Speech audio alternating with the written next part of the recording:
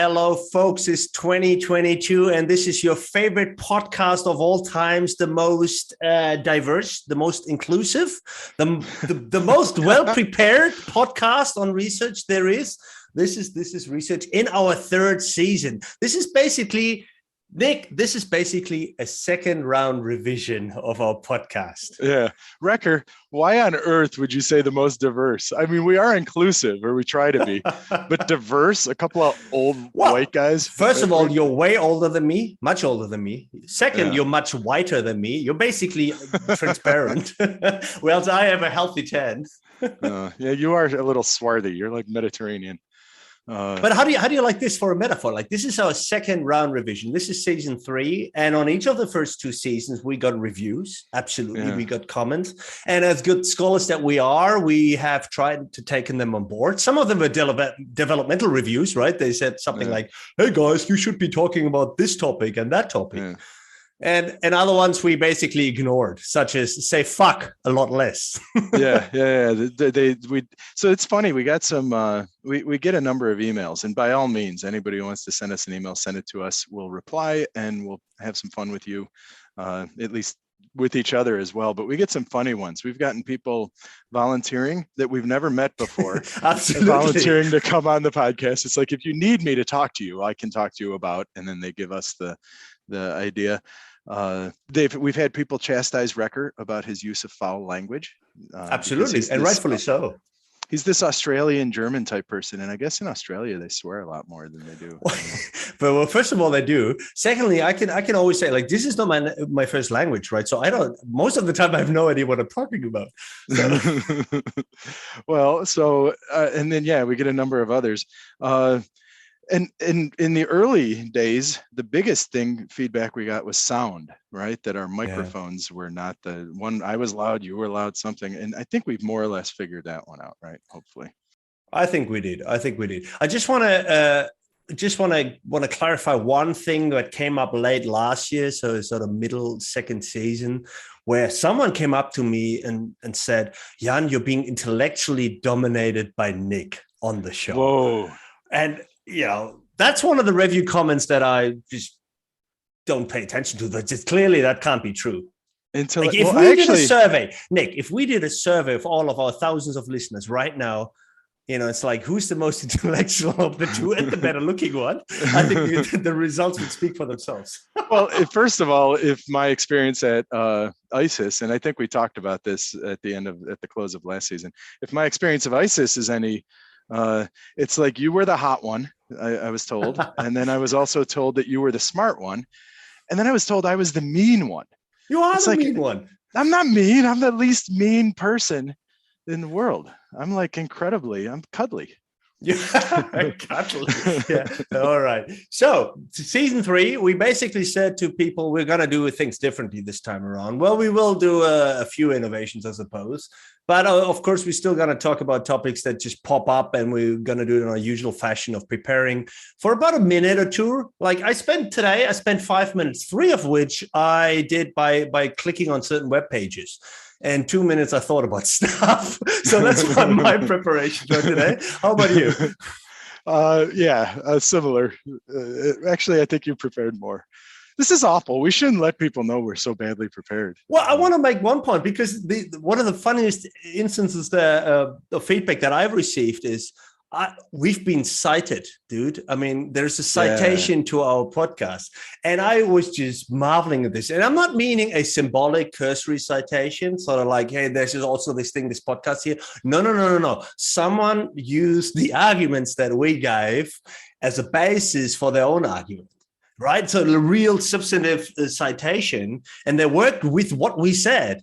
And to be honest, I was sitting there thinking like, dude, that's probably not the best idea. We're just running on. I like it. No, don't discourage people. I think it's fun. And I think it's funny about how people give us these suggestions about what to do to promote ourselves and leverage the podcast and all this. It's like, wait a second, you think we're making money or something? Wrecker is funding this whole thing out of his credit card, and there is no money being made. And then people asked me, how we decided to do this or why we decided to do this, and I have a regular answer I give them. What's the answer you give people if they ask you, why did you decide to do a podcast? Well, what I usually say is I think that was just my own way of dealing with the isolation of the pandemic. But that's not really true, because the reality is that you and I talked about this a year before. Remember that? I think it was 2018 or 19 at some conference. We said, like, we should do a podcast together. And I think the reason was that I think we have compatible humor.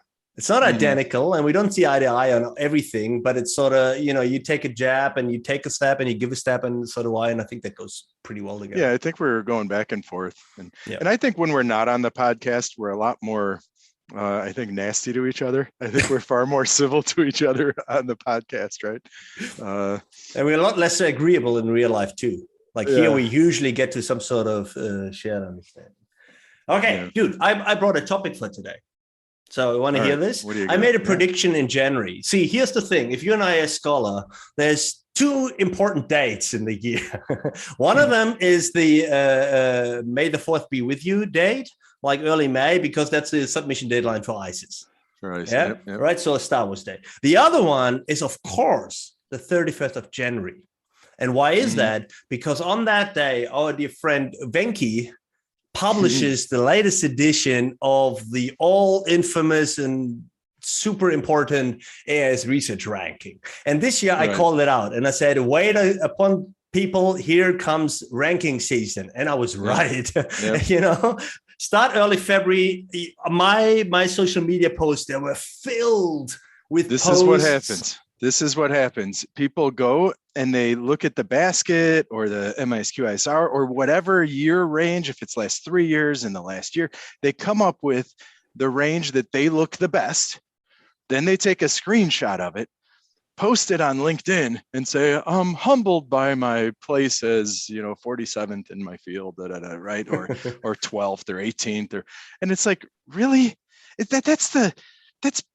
That's sad, actually, that you would frame the rankings in such a way to make yourself look absolutely best and then put some sort of bragging, right? Humble brag.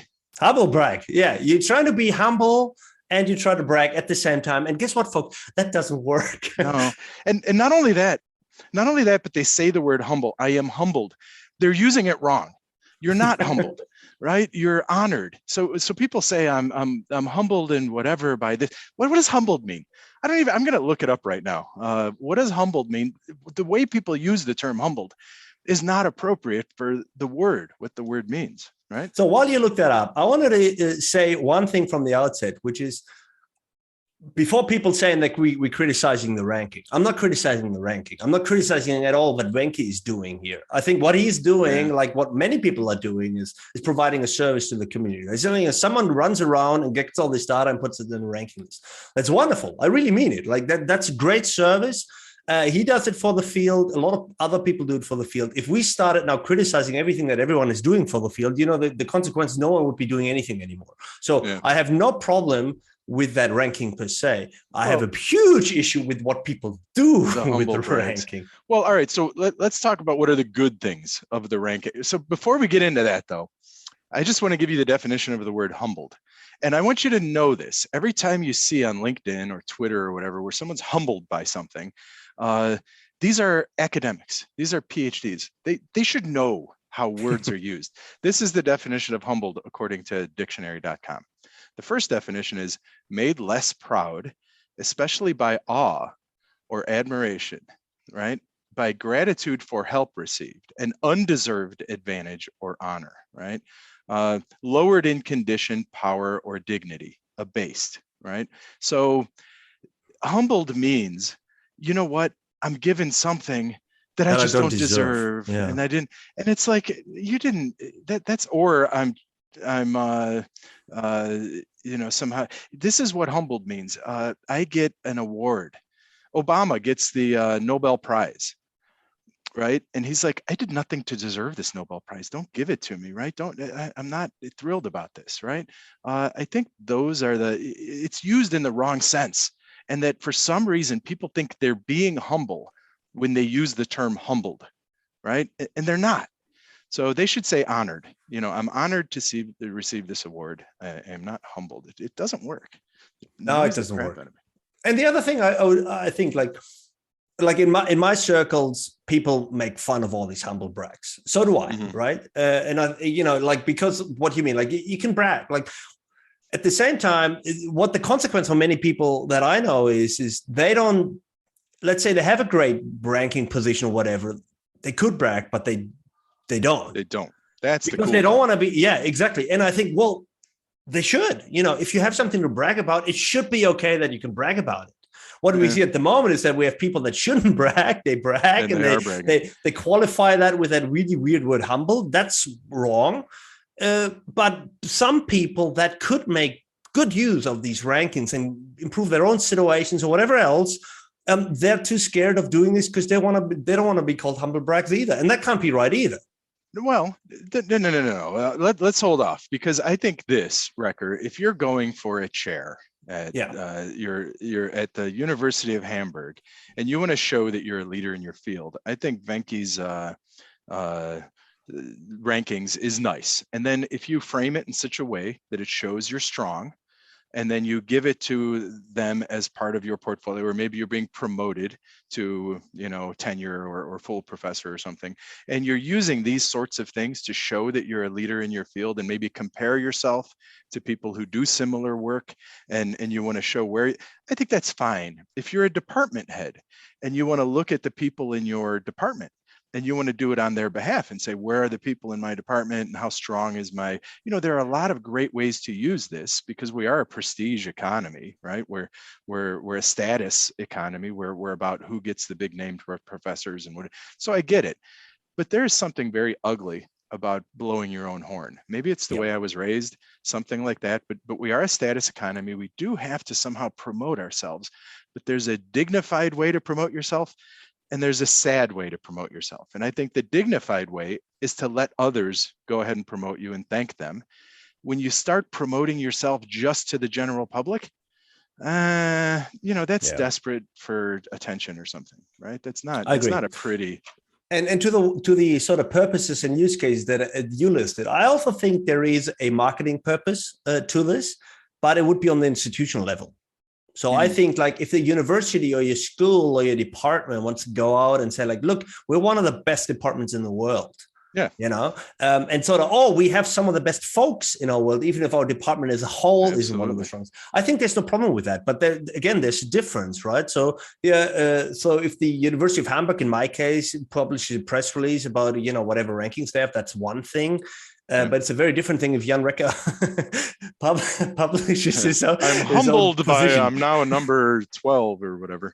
So that is, and like, for example, we have our a PhD in analytics that we're promoting, right? And we wanted some really good applicants. We ended up getting some great applicants for next year.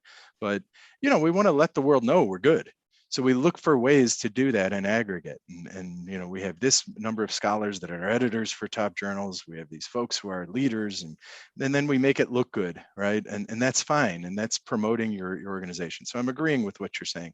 What do you think about this practice? So that's like the first humble brag, is the rankings, and we're seeing that all over the place. What do you think of this practice when someone puts their paper that they just published, and they say, I got my MISQ, I'm thankful for my co-authors. They usually thank their co-authors, right?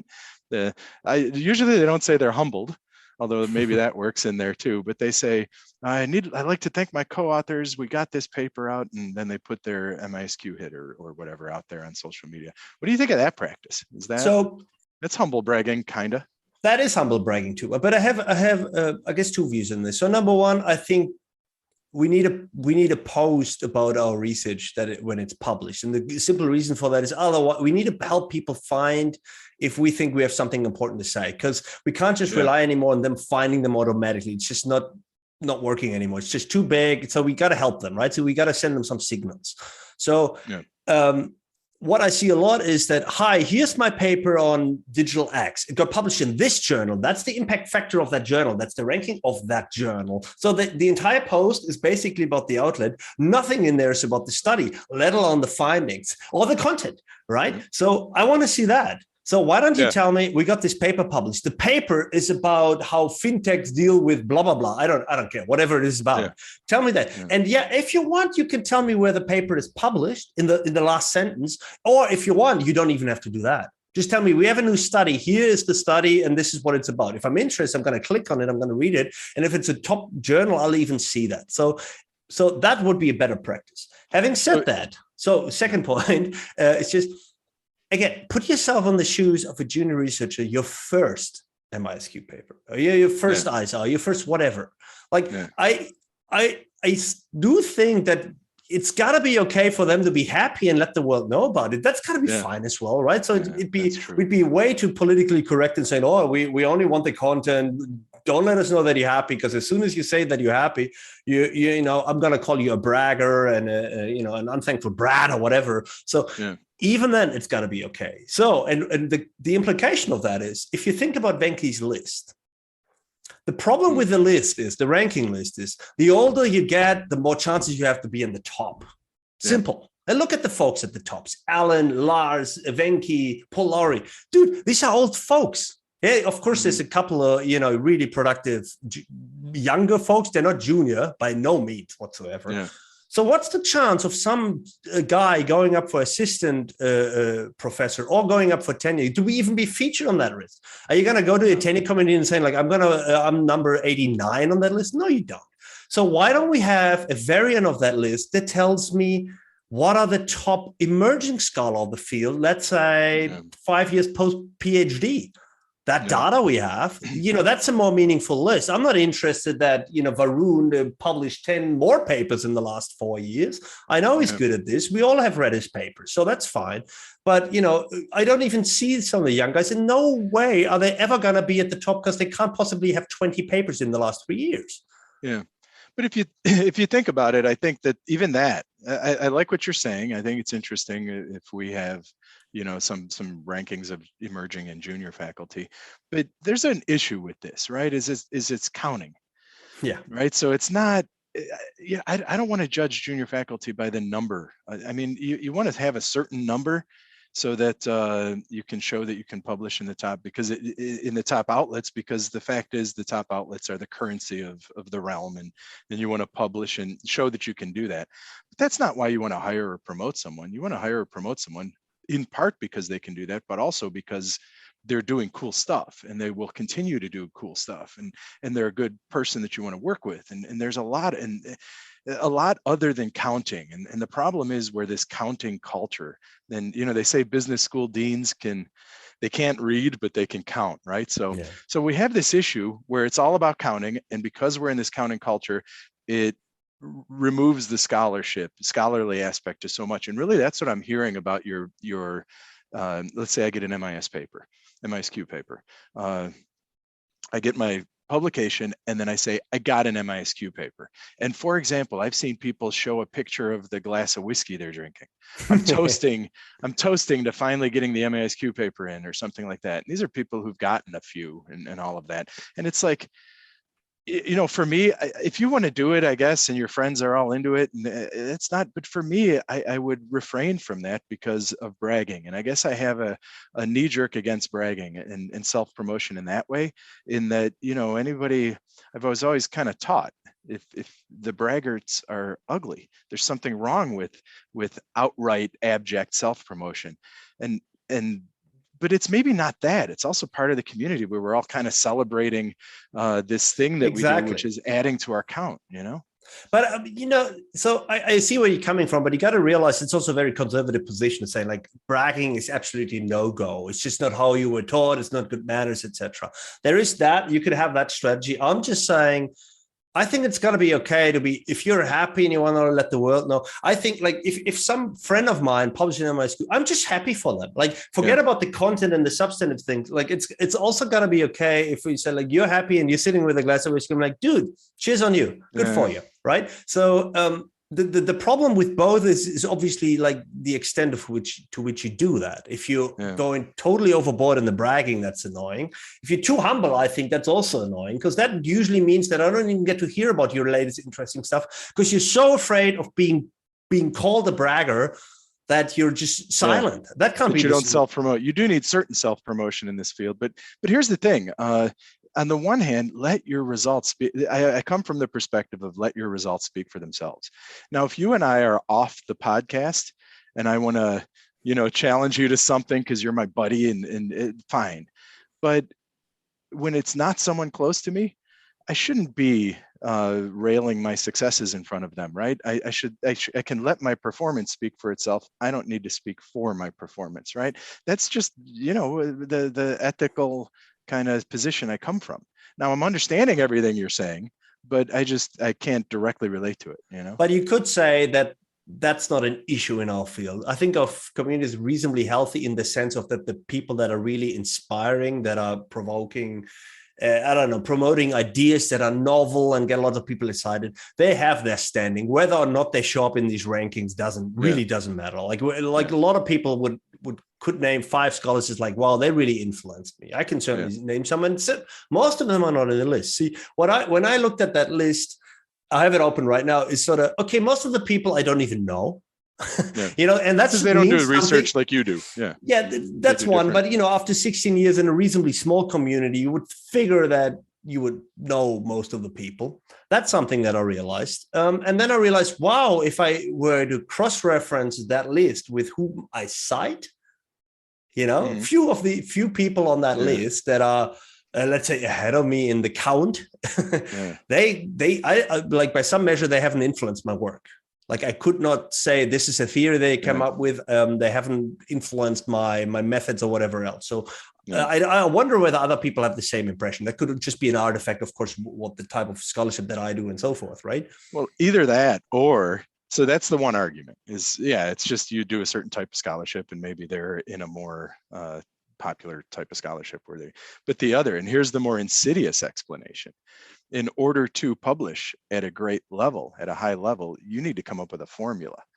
And that formula, you can crank a lot of things out, but if you stick too closely to the formula, then your stuff is kind of incremental and trivial. And the stuff you cite is not the incremental trivial stuff. It's the really thoughtful, really different stuff. So the question is one thoughtful, highly cited, super interesting paper worth, 4 or 5, incremental, they got it in somehow, but no one really cares or cites it that much or that sort of thing, right? Which one would you rather have, 5 or 1? Well, if I'm being completely honest, if I look back at sort of my trajectory over the last 10 or so years, I think there's a time where I probably went for productivity in that sense. I'm not sure about the formula, etc. And at that time also, we didn't really have these rankings, but I was certainly going for landing a number of hits. And I think then sort of a bit more established, maybe a bit more secure in what you're doing and who you are and whatever, I think I've shifted, right? So, pursuing a lot less, I would say, project at the moment that I have, let's say 10 years ago. But who knows why that is? It could be a very cognizant thing, professional thing, but the other reality is also a different environment, different life situation, lots of kids around, blah, blah, blah. So you can't do all that much anymore. Certainly change the strategy of going a lot less for productivity. That's for certain. But then again, it's a comfortable position. Like it doesn't matter. Like it won't matter to my job, to my salary, to the standing of my university if next year I have 3, 5, 0, or 19.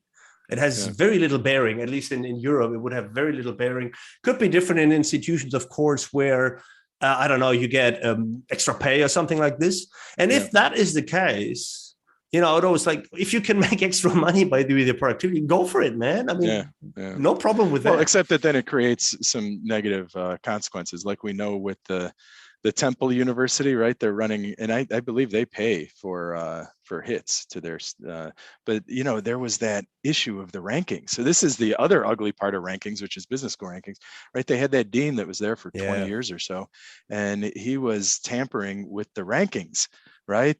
Because Temple was moving up the rankings and all of this, and I guess they were, and that's the problem too with these rankings, is then it promotes certain behavior that maybe is unethical, right? And in the case of that dean, he was doing things for the of course, every system you can game, and one that is like, if you think about this as a system, it's completely simple. I mean, it's counting, it's not even doing mathematical magic, it's just counts, right? So of course you can game that. Yeah, but I wanted to tell one story which I think is ridiculously funny, which tells you that these systems can be gamed even unintentionally.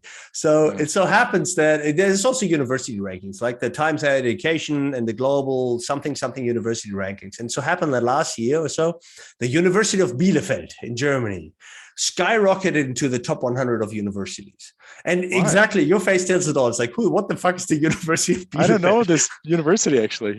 Yeah, or the town, right? So there's a running joke in Germany saying, the town that doesn't exist, Bielefeld. Anyway, so it's some town somewhere, right? It has a university too that isn't really well known, let's put it this way, but they shut up the rankings in the top 100 and number, one of the highest numbers in Germany as well, but also globally really well placed, and they jumped like 300 places. And of course they had press releases, and the provost came out and said, thank you to everyone for your contributions to making this university such a great place for research. And then some scholar had a look and analyzed the methodology of the ranking. It turns out that this high leap was due to citations, and all the citations that contributed to this massive leap of several hundred places was down to one guy who happened to participate in this one global infectious disease study that is just accruing ridiculous numbers of citations. And he's one of 100 members on that paper. And this one guy in Bielefeld who happened to be on this one Lancet paper moved the entire university to one of the best in the world.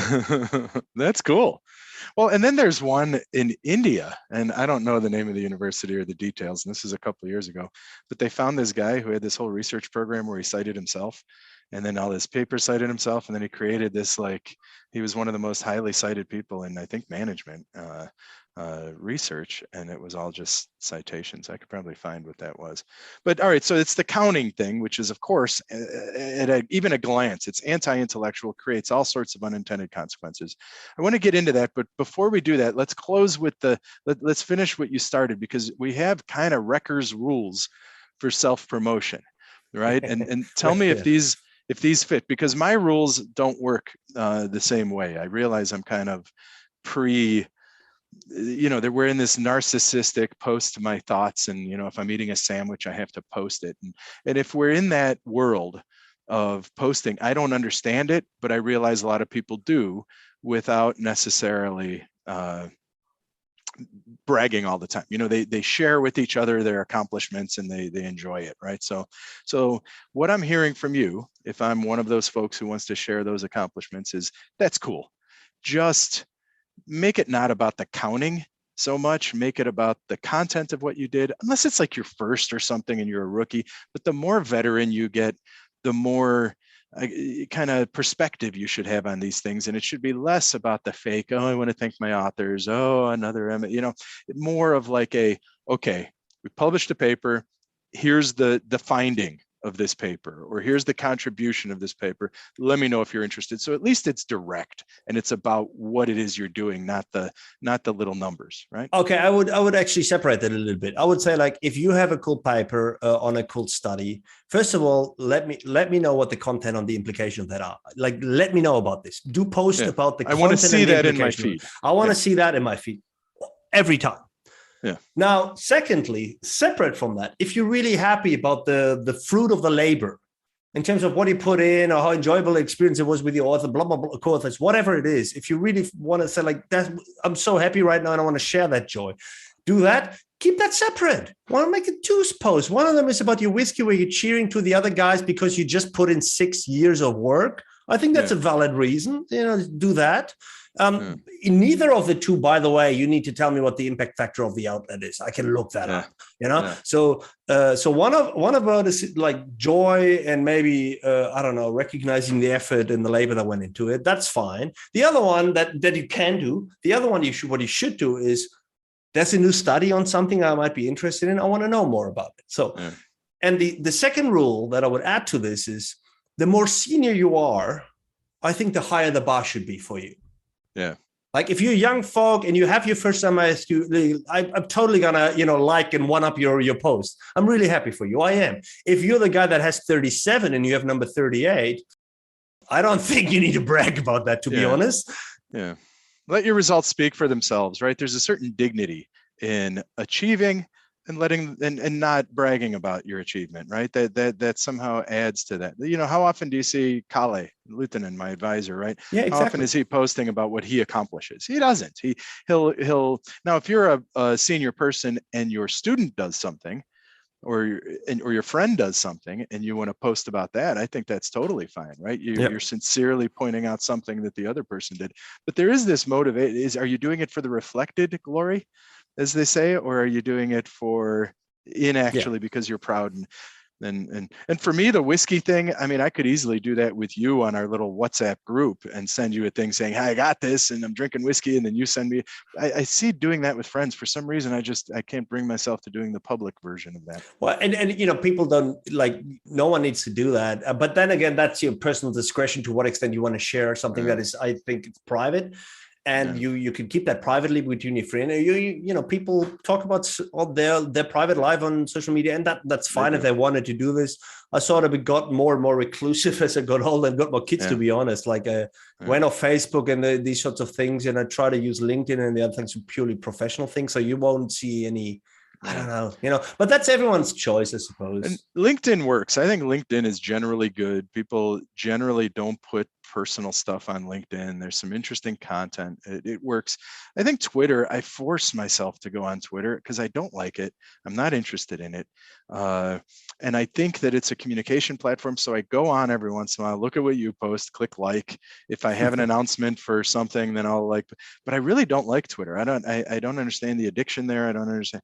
And I force myself to go on it a bit, but LinkedIn, I think, is good. I don't mind LinkedIn, I think, because my feed actually has things I want to see. I want to see announcements for conferences. I want to see interesting papers. I want to see work-related opinions of people. These are things that I'm, we've talked about Alexi. He had some comments he would put out there. And then I don't mind those if they're professional and work-related. Yeah, I suppose that can be done. I wanted to bring up one more story, which I really thought was an Easter egg when I first heard about it. So we have these ranking lists. So we got the AIS research ranking list. There's a similar one for UT Dallas journals. You can rank by author and institution and by journals and whatnot. In Germany, there are national ranking lists. By the way, they do separate. They have one list for the last 5 years, another list for all time. Mm-hmm. And the third list is for everyone under 40. Oh, cool. Yeah. Right. So, they do a little bit of that, I guess, counting, but only of emergent scholars. And I do know that several people use their position highly. They would bring that to the hiring, decisions and job talks and stuff like this. And of course they should. Yeah, I think, right? That does make sense. If you have certain statistics that speak in your favor, rules of the market, of course you're going to use them to bring yourself in a better position to make more money or whatever it is you want to do. Like, why not? You don't have all to be altruistic and stuff like this. So I think that's fair enough. What I saw a couple of months ago, actually, there's a new engine, and it's called it's a meta ranking engine. It actually is a platform that has all the different rankings, and it's called P-Rank. And I found it so absurd that in the beginning I thought, oh, that's a prank, a P-Rank, a prank. They're making fun of us, and rightfully so, by ranking the rankings. No, but they realized they're being deadly serious about this. So now people, if you want, you can do the meta ranking of your rankings and really carefully select which one makes you look the best in Prank, the P-Ranking website. It's wonderful. I have a feeling the people who really are the great scholars and researchers and scientists of the world will never go look at that, right? It's always right. Will they? Or maybe they will. So tell me this. So 31st of January, or let's say 1st of February, whenever, Venki does it always end of January, and then he posts on the ICE World, and then, people know that the data has been updated. Do you go and look at that or not? I did last year. This year I haven't yet, but I will at some point in the year. I'll go look at rankings, just see where we are and whatever. That's true. I mean, here's the deal. I'm not acting like I'm not interested in my career and I don't count and I don't want to see where I stand. I think I do, and we are in a reputation economy, and I do that. Not right away, whatever, but because I'm not that good, frankly. I'm sure you're way higher than I am in these rankings. No, sure you are, because I'm also more intellectual and smart than you. Yeah. If I were in the top 3 or something and it was important to me, I imagine I would go look at them right away. But I'm somewhere. I'm probably, I don't know. I guess you have it in front of you. Tell me. I looked it up. It depends which one. It's the whole basket or the MISQ. The basket, 5 years. I looked up. Basket of 6, 5 years. What am I? 132. 132. I was actually going to guess in the hundreds. Yeah.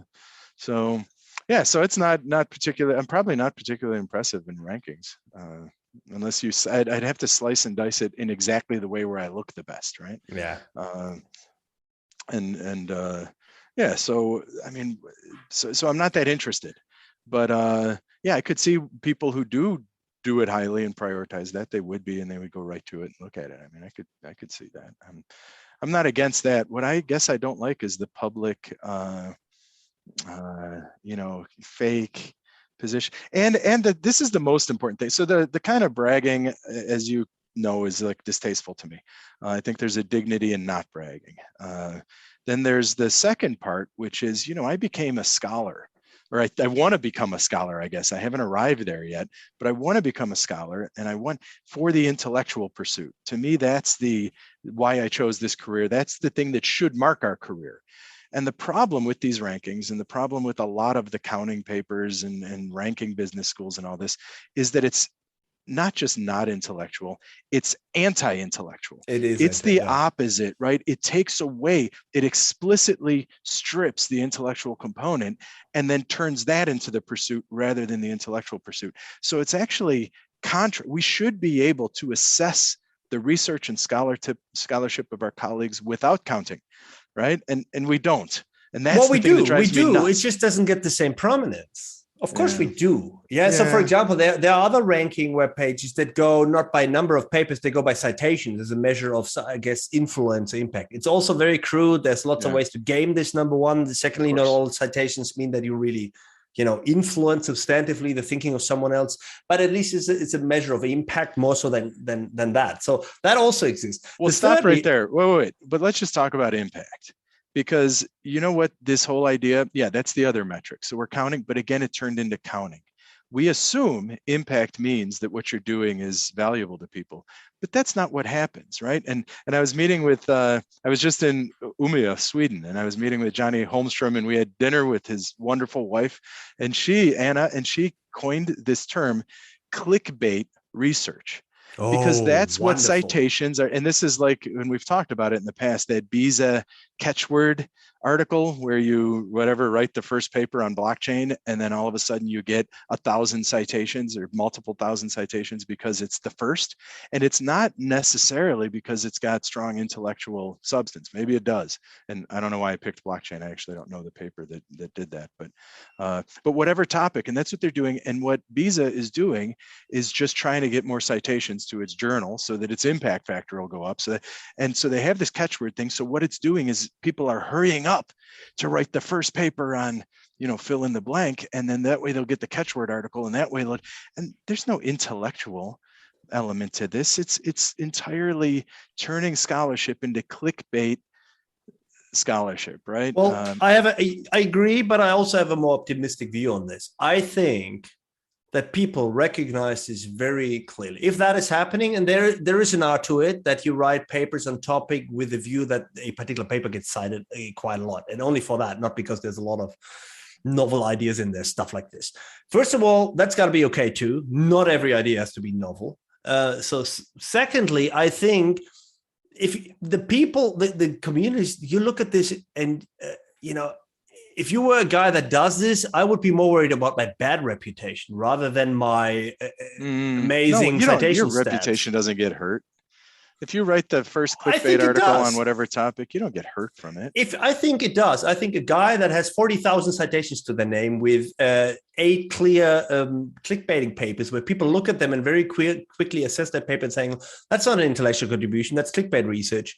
I don't want to be that guy. And I think these guys don't want to be these guys themselves either. You know what I mean? I think they're, People want that. They're chasing the topic. They want to be the first or among the first to do a particular topic, and it's clickbait. I don't know. I think it's out there. I think so. Humble brag and clickbait. Those are today's themes. But I think that they're both an example of this anti-intellectual. We're not. We've turned it into, let's game the numbers. And one way of gaining the citation number is clickbait. We do incremental stuff. We're chasing. And then this also, I think, leads to the fact that we don't have a cumulative tradition. And you hear me always talk about this. People don't read, they write. So they immediately write, and it's to get a paper out, it's to get a paper out, it's to get a paper published. And the goal is the paper. The goal is not the contribution to the cumulative tradition, right? And in reading, right? So reading is totally discouraged in the clickbait world, in the accounting world. Why read when just worry about getting published and write? And the problem with that is we're just eviscerating what scholarship, what research should be. The fundamental difference between research and journalism or research and data analytics is research, scholarly research attends to the cumulative tradition. Data analytics doesn't, journalism doesn't, right? I really like that differentiation. I'm going to keep that in my mind. Research, the difference between research and data analytics is one attends to the cumulative tradition, the other one does. The other one does right. Problem solving in an isolated context. I like that. Two thoughts. So first of all, that is I guess a trajectory of science in general. That's not unique to business schools or to ICE or anything. That is everything, right? So if you ask any Nobel Prize winner these days that got them, I don't know, some decades ago, they all said, I wouldn't even be hired anymore because I only wrote 4 papers over the course of my lifetime, right? Yeah. So that's a well-known fact. So I'm saying that's a good trajectory, not necessarily. But what worries me a little bit more is that I think in our own field, in IS, I think we're doing it more than others. So we have the IS research ranking. I am not aware of a similar thing in the Academy of Management. I'm not aware of a similar thing in the Association of Computing Machinery, in ACM or IEEE. In IS, we have a dedicated community-only counting thingy, and the other ones don't. Yes, we have ABS and UT Dallas and all these sorts of things, but they're not bound to a specific discipline. We're the only discipline that I know of that has their own. Do you know of any other? That is a worrying thing. Well, but I don't pay attention. But we're also, so that's the one end. The other end is, we particularly lend ourselves to the clickbait thing, right? The clickbait research, because we're all interested in technology. So there's always a new technology, and we know that there's a first. So if you're in, like, say, management, human resources management, right, you're dealing with the same people you always dealt with, right? There's not really a clickbaity culture that can emerge there, I don't think, right? Maybe they create new buzzwords like grit or whatever, which is, of course, that whoever created grit, this whole grit, I think it's a woman at Pennsylvania, Wharton, who came up with this construct grit. And apparently for the last decade, people have just been beating her up because they're saying, there's no difference between grit and other constructs we already have, right? But she made her name on the idea of grit. But so maybe they do buzzwords in a different way, but it's not clickbaity like ours is, Well, maybe it's a function of, our really rapid technology renewal cycle, and that we always have a new shiny new object that we can theorize and write about. And that means we also always got to need that new paper. I'm assuming that in accounting hasn't changed, accounting is still accounting, and the regular, like, it's a very different discipline. And so what new thing do they have? You can't write a clickbait article. Sure, there's no new concept there. We have to read their stuff before we could say these things. Imagine like GDPR and what, I don't know. But hey, I do want to point out that you said you liked something I said today. That might be the first time in all our podcasts, right? That I said it publicly. and you said it publicly, because I've always heard that the difference between journalism and qualitative research, right? Same thing, rich image, accurate, is the cumulative tradition in its theory, right? If you have no theoretical basis and you have no cumulative tradition you're attending to, then your qualitative research is just journalism, right? So I have heard that before. And my original one is the data analytics, right? Which I see this all the time here. And that's that people, you run your regressions, you get your data set. We teach our master students to do that, right? That's not researchers. You do A/B tests online of your website. I changed something, and now I found out that change actually leads to different behavior. That's an A/B test. Amazon is doing that 1,000 times a minute, right? That's not academic research. That's now the moment you start articulating some generalized expectation for the human, and you do those A/B tests rooted in that cumulative tradition to test the cumulative traditions, perhaps alternatives, right? So you're actually attending to what we know of humans explicitly, and then testing it and then writing up the results. Then all of a sudden that A/B test becomes potential research. So, you know what that argumentation, what that reminds me of? It's very similar, I think, to the argumentation 10 years ago about when is design science, and when is just building an app.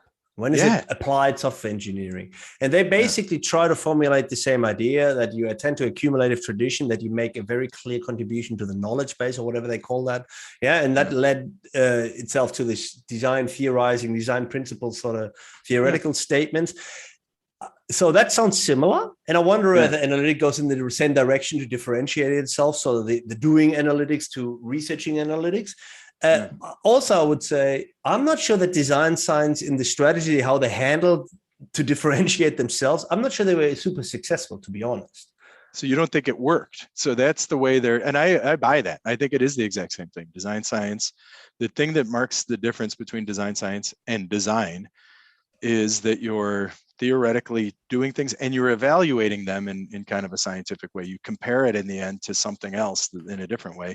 And then if you both formulate the design rooted in some attention to the cumulative tradition and you test it, then I would say that could be a design science contribution. It's not just test it to say it works, it's test it to see compared to something else, right? Personally, I would agree with this, but I think there's a lot of fractions in that community, and only one part of that would agree to this statement. A lot of others would say, no, it doesn't have to do anything like this. So I think what that whole debate has created is a fractured community, where they may or may not have problems in talking to one another. But I do note that there's different fractions in the community, which is a problem. Very pragmatically, it's a problem, because if you have one paper that is in one design science genre and you end up sending it to the reviewers from a different sub-tradition in that genre, then poof, so that is, so this fragmentation it can present some problems very practically when you're trying to evaluate each other's work. Right. So, and I wonder whether analytics goes in the same direction, or whether there's a better strategy with dealing with this. Because frankly, I don't think that these papers that are about here are different theoretical contributions, level 1 to 3, and here's a design principle and what makes it, etc. I'm not sure they solved the problem. That particular. All right. So we just did this track at ESIS, with Stefan and Kathy Orkord, actually. And we had submissions, and some of them were design science. And wait, what was the track? It was the theme track for ESIS. So we had all the papers, we're sending out the acceptances and whatever. And what I saw, and we've accepted a few of these, maybe some of these were rejected, but I do see a trend in European, because every single one of these submissions were Europeans, I think. Oh, by the way, if you're an American when you go into the bathroom and you're American when you come out of the bathroom, what are you when you're in the bathroom? An American? A European. Oh boy, that is horrible. That's a 6-year-old joke for 6-year-olds. You can tell that to your kids. That's a dad joke. Yeah, totally. All right, wait. So, but what we found is that seems to be kind of a template. Here's a situation, sustainability, whatever, because we were the sustainability and good things for the world track, the theme track. Good things for the world track. Well, it's like every conference has to be a IS changing the world for the better. It's like, how many IS changing the world for the better conferences can we have, right? At this point, we should know everything about changing the world for the better. So I think that's our track. I shouldn't complain about that. That's good. We should all want to change the world for the better. But so they'd have, here's sustainability, here's some principles for building a sustainable app. And I don't know if that actually, I think we had a number of papers that basically had that approach. And that seems to be a European design science way of doing research, which is, okay, if you want me to do theory, here's a problem, let me generate some principles, right? And again, in a lot of the situations, they don't read, they write. And they go to the world and they say, this is what I need to do. So here's one principle, and this is what I need to do. Here's another principle. And it's like, I really wonder how many people, it's kind of like the affordances discussion we had. I was about to say that, because that's the same problem with qualitative research. And what happens if a domain, a particular way of doing research, gets scripted more and more? You can say the same thing about qualitative research, where they say, like, here's inductive, here's me your data structure, outcome, 3 new affordances, poof, and here's my paper. And they don't read either, right? Yeah, or here are my 4 mechanisms. Exactly. No one bothers to look at, has this one mechanism been found somewhere else, etc. Did you even need a new mechanism? So you could say the same thing about any tradition. And analytics, to go in a quantitative direction, same thing, right? You could do that as well. So I think that's just a byproduct of scripting, which we talked about. This also has some good sides to it. It's sort of lowering the entry barriers, making it more sort of feasible for scholars to write in a way that they know the audience will appreciate paper. So, it's not a bad or good thing per se. And then we have to create these new genres of research, right? Like the ones that are like, okay, let's go look at the sustainability principles of the last decade, aggregate them, disambiguate them. Let's go look at the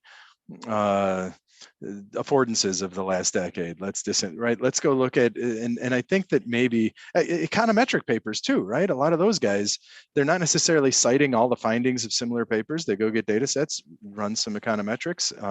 A lot of what they're doing is really pushing methods, endogeneity, instrumenting, instrumentation, all that. So fine, there's a genre there for, okay, so let's aggregate a bunch of these similar papers, and it's different than a meta review, and I guess it's a lit review of sorts, but it's one that is really attending to all these conclusions. And I think there's a lot of room for that with design principles. Yeah. Right. In all of these traditions, I think just this year, let's say by and large, we've existed for 50 years. I think one of the big community moves would be that for the next 3 years, our conferences are not about using AS to change the world for the better, but rather taking stock of everything we know about AS. So just for a few years, really encouraging meta-analysis, literature review, stock taking of a variety of sorts. Like, where's the MISQ special issue on reviewing, on literature reviewing, or taking something like this, and not just in CAS, but in all the top journals and all the big conferences. Do that for a few years and really figure out what we know. And then we would do this, and then we would have a strong cumulative knowledge tradition. And then if you wanted to get into affordances, here's this one sum up, right? So for example, the MIS quality, they do these curations, which is sort of getting in that direction, I suppose. And it's a nice idea, but then again, it's only MISQ papers. It's only MISQ papers, Yeah. So, that's not like I sometimes get these reviews saying like, oh, we built this curation here, you should really work with this. No, like that is one way of looking at this topic. And it's only 10 papers. There's 90 more, 30 of which might be relevant that are not in the curations. I know why they're doing this, and it makes sense from a corporate branding perspective and all that. Yeah. But, that's not really what I mean here. But I think it would serve the field well to just pause for a moment, and a moment it's probably going to be a couple of years, take stock, and, and then move on. Of course, that takes editors and everyone else to really do that, right? Yeah. So I think it would be great for a conference track, right? We could almost have a conference track on just aggregating things like design principles and affordances and organizing them. I'm wondering, though, if I got a paper at MIS Quarterly, even if it's beautifully done, and it says, okay, there have been 100 papers written about sustainability principles, right? And what I've done is reviewed all the sustainability principles and aggregated them up using a nice Goya framework, right? To say these are the meta principles, these are my sub principles, and then kind of do the right. Would I like that paper? Published? Would I want to publish it? And I don't know. I'd have to think. See, that's what I mean. Like, that's what I mean. It does take editors and other decision makers in these positions to be brave. It's the same. Like, you don't need, like, as an editor, as MI Scholar, if you send me a literature review paper, I'm probably going to be negatively predisposed, to be honest. No one wants a review paper, but at the same time, they're really, they could be really useful. If you're running a conference, are you going to be the conference chair that says the theme of our conference is aggregation? But there can be a track. An aggregation track where we want meta reviews, meta analyses, lit review, things like that. Just call it an aggregation track. I mean, no, maybe. Should we try that? I don't want to try it. No, I don't want to try it. I'm going to try it. So I don't know. It's an idea. It's interesting. All right. So this is what we talked about today. Humble brags, clickbait, and aggregation. What else? that it? And that I taught you something for the first time in my life. You taught me something for the first time in about 2 years. Can you believe this is already the second year we're doing this? It's amazing, awesome. actually. So yeah, humble brag. Don't humble brag. Just be humble or brag. Like, don't do both. It doesn't work together. Like, that's as simple as that. If you got something to brag about, I think feel free to brag about it. Just be a little bit careful about, who really needs to know. And I just urge you to try to maintain some semblance of and secondly, the more senior you are, and the more established, and I don't know, maybe even the more productive you are, the higher the bar becomes for you to brag about anything. And that bar rises exponentially or geometrically, not even linearly, right? So if you have 11 papers, I don't think there's any room for you to brag about your 12th. I'm serious, right? So like, that's not bragging. That's just, I don't know what that is, but no point in that. At the same time, I like many people, I want to know what the content is. If there's a new cool study about, diet, for example, digital innovation, anything, I want to know. Right? So I do want to know. And if then a nice tweet or LinkedIn post that summarizes this and sort of invites me to say like, oh, that is interesting, I'm going to click on that, I'm going to read it. Sort of like captivating the audience and making them interested in what you have to say by telling them a little bit what the key message is, which, by the way, isn't actually easy to do. If you have 200 characters to say, what's the core message of your paper? Try that for a little bit. Don't tell us what you did. Tell us what you found, right? How we can use it, right? So that's the... And thirdly, of course, people in the future, at the end of the year, I want to help Nick beat the citation game against Stefan. And the only way for him to achieve this, if all of you guys start citing the hell out of this podcast. Cite the podcast, baby. Wait, you just started, baby. You just started by saying don't cite the podcast. Well, I changed my mind. All right. I agree with you. I think we can. Hey, by the way, it's got to be. What is it? Recca and Parenti, surely. Recca and Parenti. Yeah, right? Alphabetical order, Parenti and Recca. Well, all right. So what do? You do everything. So if we wrote a paper on the podcast, it would be Recca or Parenti, right? But if it's me citing it without, it would be Parenti Recca because it's alphabetical. No, I'm a humble person, so I'd like to go last. All right. You said I'm at 135 for the last 5 years in the basket, right? So, and I think the thing that hurt me there a little bit is that I don't always publish in the basket, but then neither do you. And this is a problem with the basket because you have an entrepreneurship, a big paper, and you have a number of others, I imagine, in the last 5 years outside of IS, and so do I. But outside of the basket. But then the other thing is I don't have many in the basket. I have a couple. So for the last 5 years, if you look at my whole career, so I think 5 years is kind of, it comes and goes. You have fits or spurts. So I'm 130 something, and I'm going to guess what you are because you know exactly what your ranking is. Well, I have it right here. I think you looked at the last 5 years because you have a lot in the basket, and you're one of those people that you picked it because it's the best for you. No, it's not. I can honestly say that it's not going to be my best ranking, the 5 year window basket of 6. It's not my best. Absolutely not. All right. So I'm going to give you, you are definitely in the top 30. Yeah. What are you? 23. Nice, my brother. See, good. See, so if there's any question as to who's the intellectual leader of the two of us, it's clearly you, right? In the last 5 years. Yeah. So just in closing, one thing. So you mentioned the sort of publish anywhere else. For me, that was a deliberate strategy some time ago. Yeah. I actually wanted for myself as my own goal. I wanted to say, I want to show that I can publish in the top journals in anything but IS. So academy management journals, entrepreneurship journals. I'd really still like to hit a few computer science journals. Why? For me, is the reason is simple. Like I think that would show that I'm a well-rounded scholar, Well, plus it's a challenge. You're a competitor. You played with Dirk Nowitzki, right?